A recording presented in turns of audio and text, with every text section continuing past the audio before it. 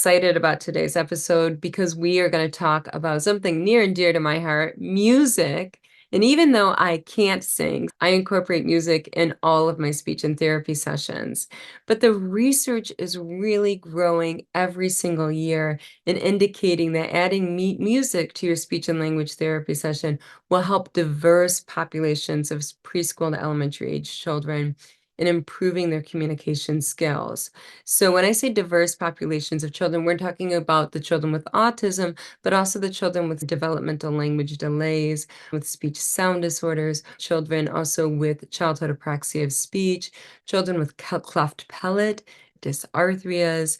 So we're really expanding the list of children that benefit from music in the speech and language therapy, in which there's an additive impact, in which either a music therapist or even a speech language therapist using her voice adds to the intervention gains by providing music.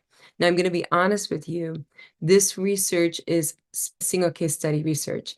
It hasn't been done yet where they've taken a randomly controlled group where they have randomly assigned half of the children to one group that had music and additive music, and the other group that had something different. For instance, maybe they had a video game that they played in addition to the intervention. They didn't look at the additive effect of music compared to an alternative approach in a random controlled trial yet.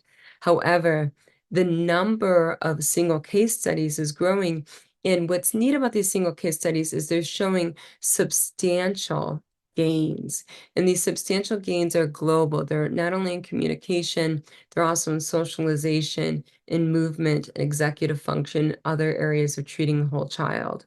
So music is something that you really want to consider putting into your practice. What I'm going to share with you today is an effective prompting strategy that you can easily put into practice. I'm really glad you're at the drawing board with me because over the summer is when I do a lot of curriculum creation.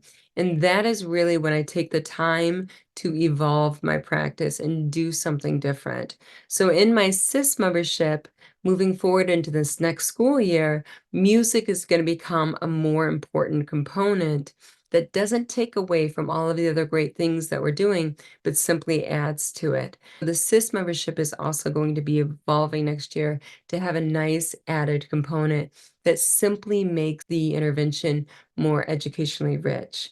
So why would I add music to intervention, or why would you add music to intervention? And these are some of the reasons. Research is finding that socially, it's improving engagement, tension, participation, executive function skills, and it's improving movement skills.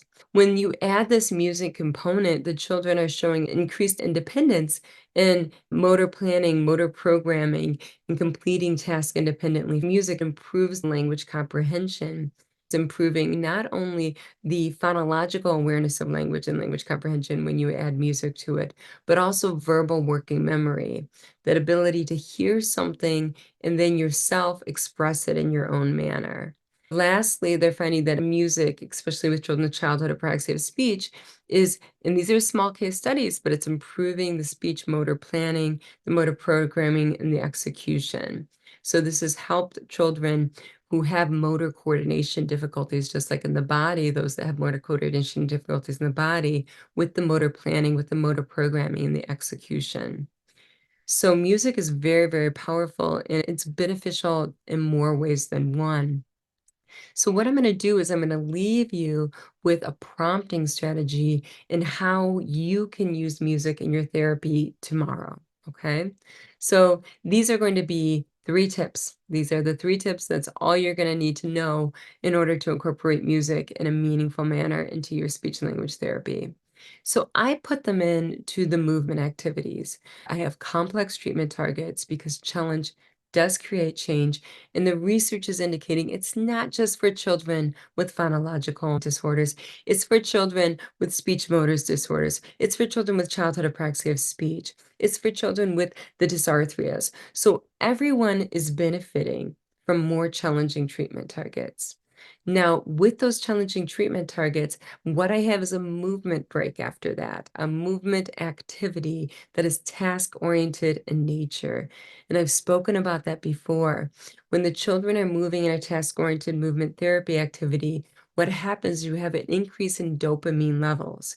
And what that's going to do is that's going to improve the child's memory in remembering what's learned on a short-term and a long-term basis. Not only that, the movement activity also improves the child's executive function skills. And what we know is if a child has a communication impairment, they are statistically more likely to have executive function difficulties. So we're treating the whole child.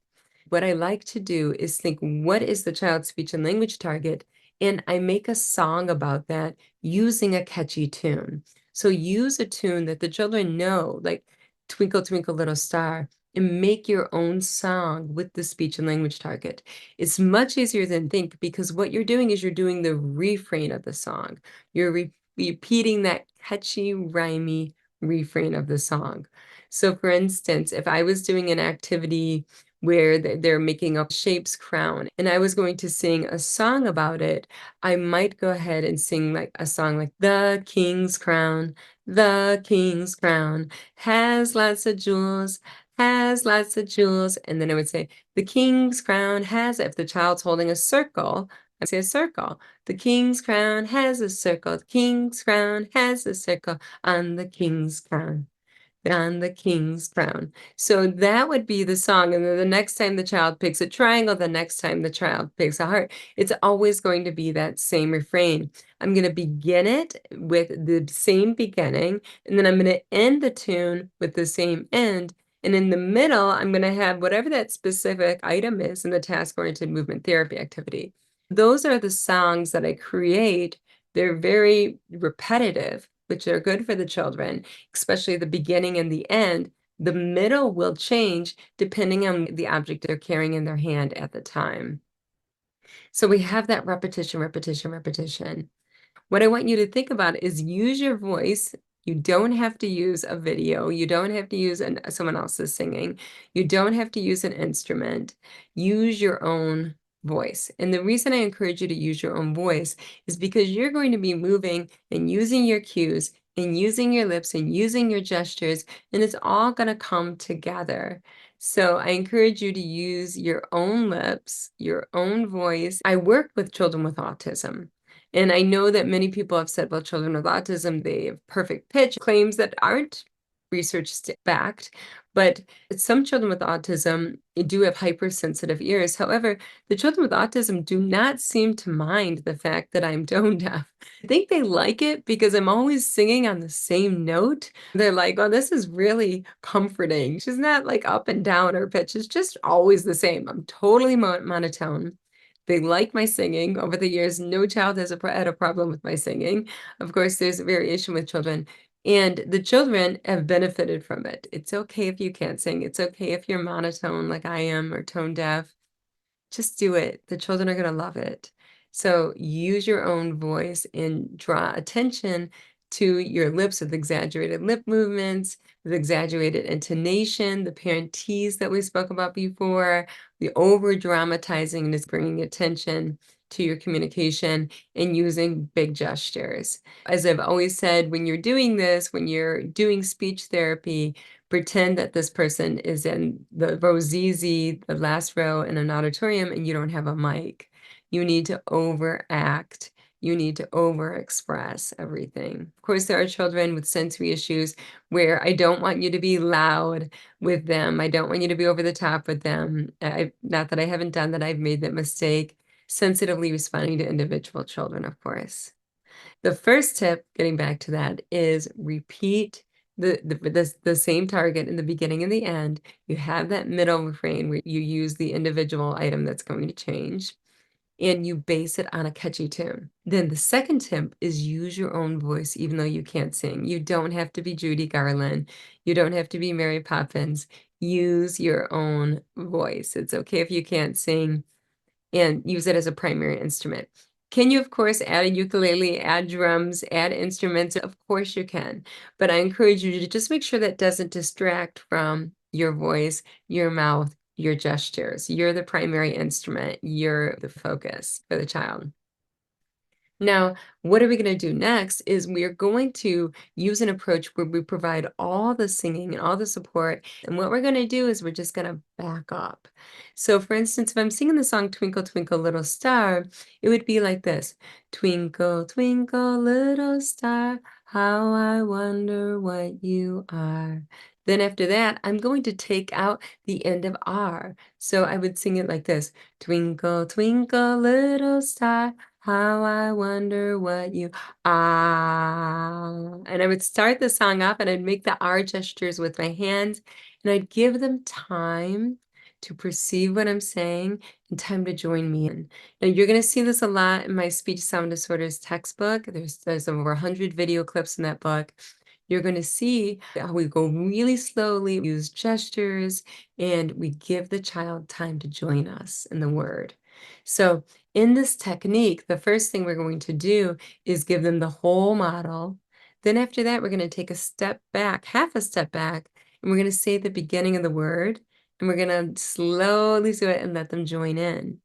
Then after that, you're going to take a step back. Now, it's never should be any pressure involved.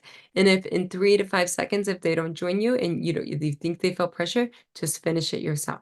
Okay. So then after that, we're going to go and we're not going to say the last word, R. So it's like twinkle, twinkle, little star, how I wonder what you. And then you can open your mouth to make that R. And then say the R, let them fill it in. And that's where we're using the close technique, where they're using the end of the sentence. Now, after that, we're going to go backwards even more. So you're going to take steps back. Twinkle, twinkle, little star, how I wonder what.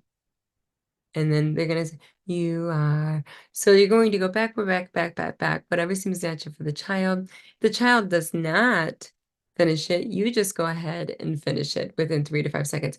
You never want to put pressure on the child. A lot of times I've done this in the past where I've had this expectant face. It just puts a lot of pressure, and pressure does not help children express language. That's the last thing you want to do. You want to keep it fun and light.